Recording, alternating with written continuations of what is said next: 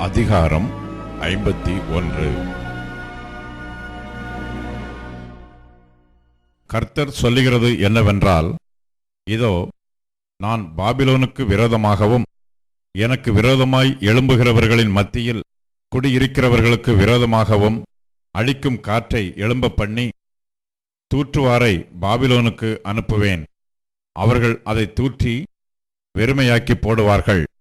ஆபத்து நாளிலே அதற்கு விரோதமாய் சூழ்ந்து கொண்டிருப்பார்கள். வில்லை நாணேற்றுகிறவனுக்கு விரோதமாகவும் தன் கவசத்தில் பெருமை பாராட்டுகிறவனுக்கு விரோதமாகவும் வில்வீரன் தன் வில்லை நாணேற்ற கடவன். அதன் வாலிபரை தப்ப விடாமல் அதன் சேனையை எல்லாம் சங்காரம் பண்ணுங்கள். குத்தி போடப்பட்டவர்கள் கல்தேயரின் தேசத்திலும் கொலை செய்யப்பட்டவர்கள் அதன் வீதிகளிலும் விழுவார்கள். அவர்கள் தேசம் இஸ்ரவேலின் பரிசுத்தருக்கு விரோதமாகச் செய்த அக்கிரமத்தினால் நிறைந்திருந்தும் யூதா தன் தேவனாலும் இஸ்ரவேல் சேனைகளின் கர்த்தராலும் கைவிடப்படவில்லை. நீங்கள் பாபிலோனின் அக்கிரமத்தில் சங்காரமாகாதபடிக்கு அதன் நடுவிலிருந்து ஓடி அவரவர் தங்கள் ஆத்துமாவை தப்புவியுங்கள். இது கர்த்தர் அதனிடத்தில் பழிவாங்குகிற காலமாயிருக்கிறது. அவர் அதற்கு பதில் செலுத்துவார். பாபிலோன் கர்த்தருடைய கையிலுள்ள பொற்பாத்திரம். அது பூமி அனைத்தையும் வெறிக்க பண்ணினது. அதன் மதுவை ஜாதிகள் குடித்தார்கள். ஆகையால் ஜாதிகள் புத்தி மயங்கி போனார்கள். பாபிலோன் சடுதியில் விழுந்து தகர்ந்தது. அதற்காக அலறுங்கள். அதன் நோவை ஆற்ற பிசின் தைலம் போடுங்கள். ஒருவேளை குணமாகும். பாபிலோனை குணமாக்கும்படி பார்த்தோம், அது குணமாகவில்லை. அதை விட்டுவிடுங்கள். நாம் அவரவர் நம்முடைய தேசங்களுக்கு போகக் கடவோம். அதன் ஆக்கினை வானமட்டும் ஏறி ஆகாய மண்டலங்கள் பரியந்தம் எட்டினது. கர்த்தர் நம்முடைய நீதியை வெளிப்படுத்தினார். நம்முடைய தேவனாகிய கர்த்தரின் செயலை சீயோனில் விவரிப்போம் வாருங்கள். அம்புகளை துலக்குங்கள், கேடகங்களை நன்றாய் செப்பனிடுங்கள். கர்த்தர் மேதியருடைய ராஜாக்களின் ஆவியை எழுப்பினார். பாபிலோனை அழிக்க வேண்டும் என்பதே அவருடைய நினைவு. இது கர்த்தர் வாங்கும் பழி. இது தமது ஆலயத்துக்காக அவர் வாங்கும் பழி. பாபிலோனின் மதில்கள் மேல் கொடியேற்றுங்கள். காவலை பலப்படுத்துங்கள். ஜாமம் காக்கிறவர்களை நிறுத்துங்கள். பதிவிருப்பாரை வையுங்கள். ஆனாலும் கர்த்தர் எப்படி நினைத்தாரோ அப்படியே தாம் பாபிலோனின் குடிகளுக்கு விரோதமாகச் சொன்னதைச் செய்வார். திரளான தண்ணீர்களின் மேல் வாசம் பண்ணுகிறவளே, திரண்ட சம்பத்துடையவளே, உனக்கு முடிவும் உன் பொருளாசைக்கு ஒளிவும் வந்தது. மெய்யாகவே பச்சை கிளிகளைப் போல் திரளான மனுஷரால் உன்னை நிரம்ப பண்ணுவேன். அவர்கள் உன்மேல் ஆரவாரம் பண்ணுவார்கள் என்று சேனைகளின் கர்த்தர் தம்முடைய ஜீவனைக் கொண்டு ஆணையிட்டார். அவர் பூமியை தமது வல்லமையினால் உண்டாக்கி பூச்சக்கரத்தை தமது ஞானத்தினால் படைத்து வானத்தை தமது பேரறிவினால் விரித்தார். அவர் சத்தமிடுகையில் திரளான தண்ணீர் வானத்தில் உண்டாகிறது. அவர் பூமியின் எல்லைகளிலிருந்து மேகங்களை எழும்ப பண்ணி மழையுடனே மின்னல்களை உண்டாக்கி காற்றை தமது பண்ட சாலையிலிருந்து ஏவி விடுகிறார். மனுஷர் அனைவரும் அறிவில்லாமல் மிருக குணமானார்கள். தட்டார் அனைவரும் சுரூபங்களாலே வெட்கிப் போகிறார்கள். அவர்கள் வார்ப்பித்த விக்கிரகம் பொய்யே. அவைகளில் சுவாசம் இல்லை. அவைகள் மாயையும் மகா எத்துமான கிரியையாயிருக்கிறது. அவைகள் விசாரிக்கப்படும் நாளிலே அழியும். யாக்கோபின் பங்காயிருக்கிறவர் அவைகளைப் போல அல்ல. அவர் சர்வத்தையும் உண்டாக்கினவர். இஸ்ரவேல் அவருடைய சுதந்திரமான கோத்திரம். சேனைகளின் கர்த்தர் என்பது அவருடைய நாமம். நீ எனக்கு தண்டாயுதமும் அஸ்திராயுதமும் ஆனவன். நான் உன்னை கொண்டு ஜாதிகளை நொறுக்குவேன்.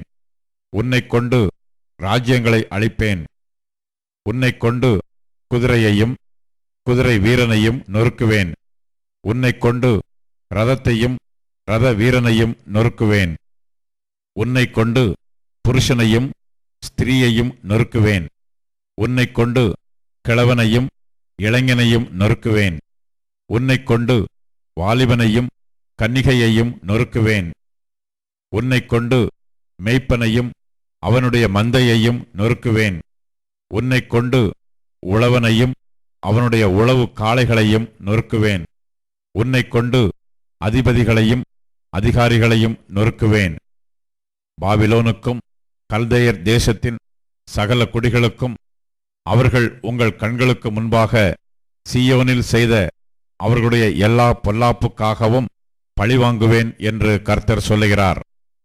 இதோ, பூமியை எல்லாம் கெடுக்கிற கேடான பர்வதமே, நான் உனக்கு விரோதமாக வந்து என் கையை உனக்கு விரோதமாக நீட்டி உன்னை கண்மலைகளிலிருந்து உருட்டி உன்னை எரிந்து போன பர்வதமாக்கி போடுவேன் என்று கர்த்தர் சொல்லுகிறார்.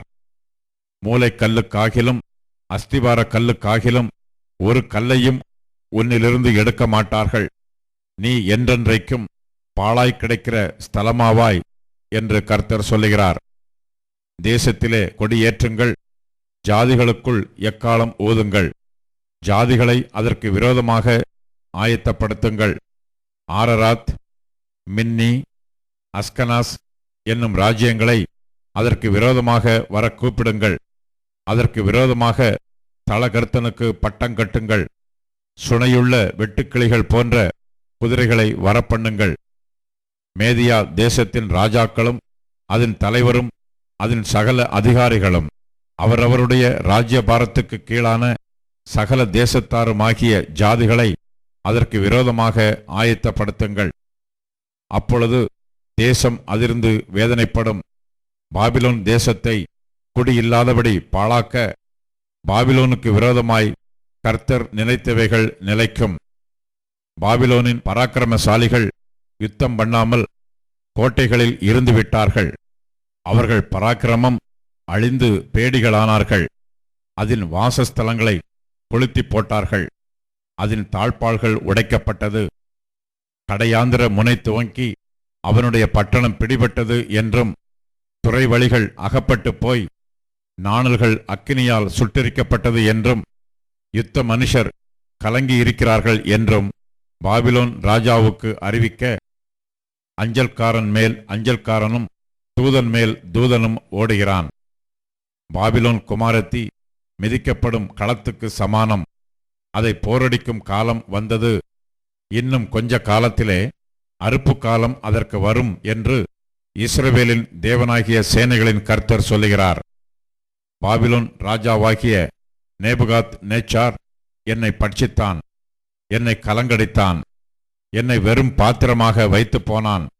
வலு சர்ப்பம் போல என்னை விழுங்கி என் சுவையுள்ள பதார்த்தங்களால் தன் வயிற்றை நிரப்பினான். என்னை துரத்திவிட்டான்.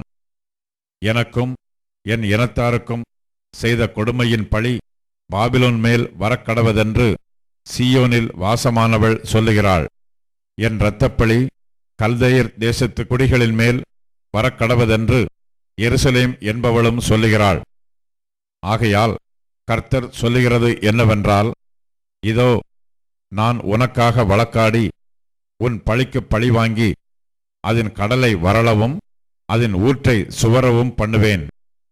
அப்பொழுது பாபிலோன் குடியில்லாத மண்மேடுகளும் வலு சர்ப்பங்களின் தாவரமும் பாழும் ஈசல் போடப்படுதலுக்கு இடமுமாய்ப்போகும். ஏகமாய் அவர்கள் சிங்கங்களைப் போல கர்ச்சித்து சிங்கக்குட்டிகளைப் போல சத்தமிடுவார்கள். அவர்கள் களிக்கும் சமயத்திலே நான் அவர்கள் குடிக்கும் பானத்தை அவர்களுக்கு குடிக்க கொடுத்து அவர்கள் துள்ளத்தக்கதாக அவர்களை வெறியாக்குவேன். அதனால் அவர்கள் என்றென்றைக்கும் விழிக்காத நித்திரை அடைவார்கள் என்று கர்த்தர் சொல்லுகிறார். அவர்களை ஆட்டுக்குட்டிகளைப் போலவும் ஆட்டுக்கடாக்களைப் போலவும் வெள்ளாட்டு கடாக்களைப் போலவும் அடிக்கப்பட இறங்கி போக பண்ணுவேன். சேசாக்கு பிடியுண்டு பூமி முழுவதும் புகழும் புகழ்ச்சி அகப்பட்டது எப்படி? ஜாதிகளுக்குள்ளே பாபிலோன் பிரமிப்பானது எப்படி? சமுத்திரம் பாபிலோன் மேல் புரண்டு வந்தது.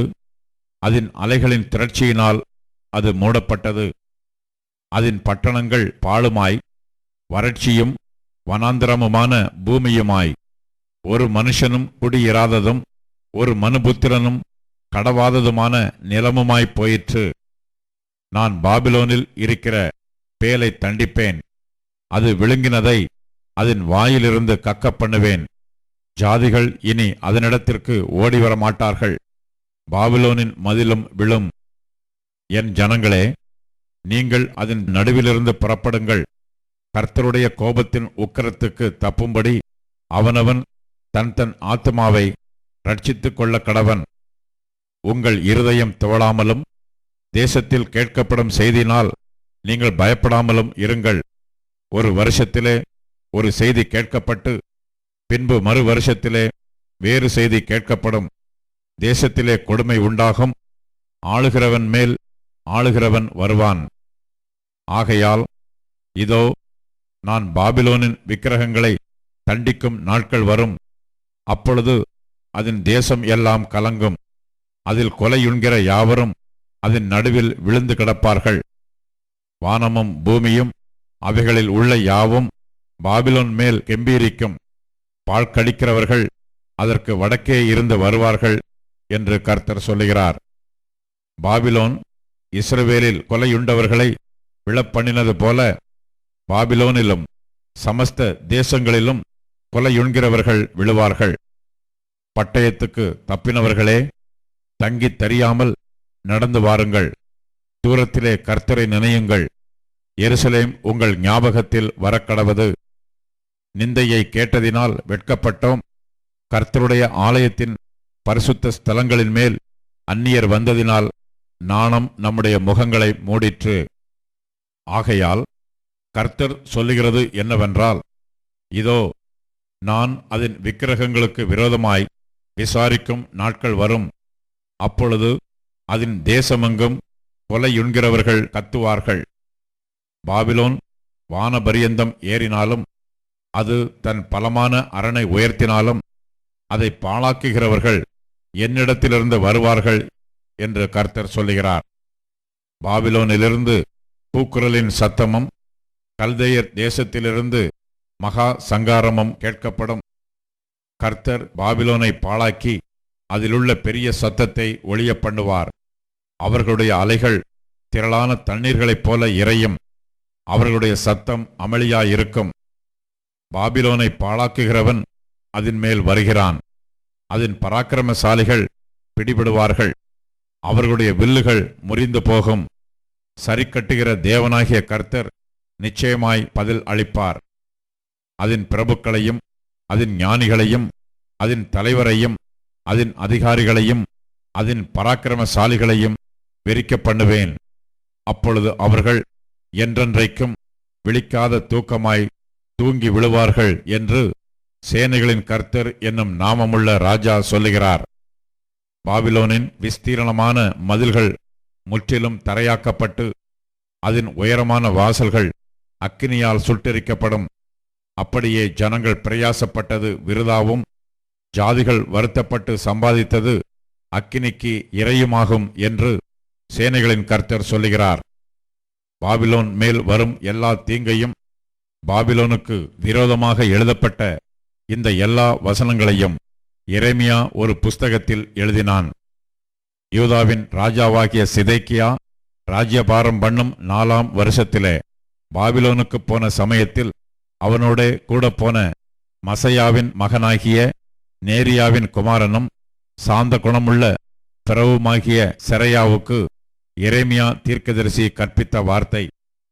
எரேமியா செரையாவை நோக்கி, நீ பாபிலோனுக்கு வந்த பின்பு நீ இதை பார்த்து இந்த எல்லா வசனங்களையும் வாசித்துச் சொல்ல வேண்டியது என்னவென்றால், கர்த்தாவே, இந்த ஸ்தலத்திலே மனுஷனும் மிருகமும் முதலாய் தங்கித் தரிக்காதபடிக்கும் அது என்றென்றைக்கும் பாழாய் கிடக்கும்படிக்கும் அதை அழித்து போடுவேன் என்று தேவரீர் அதை குறித்து உரைத்தீர் என்பதை நீ சொல்லி, நீ இந்த புஸ்தகத்தை வாசித்து தீர்ந்தபோது அதிலே ஒரு கல்லை கட்டி அதை ஐப்பிராத்து நடுவில் எரிந்துவிட்டு, இப்படியே பாபிலோன் முழுகிப் போகும்.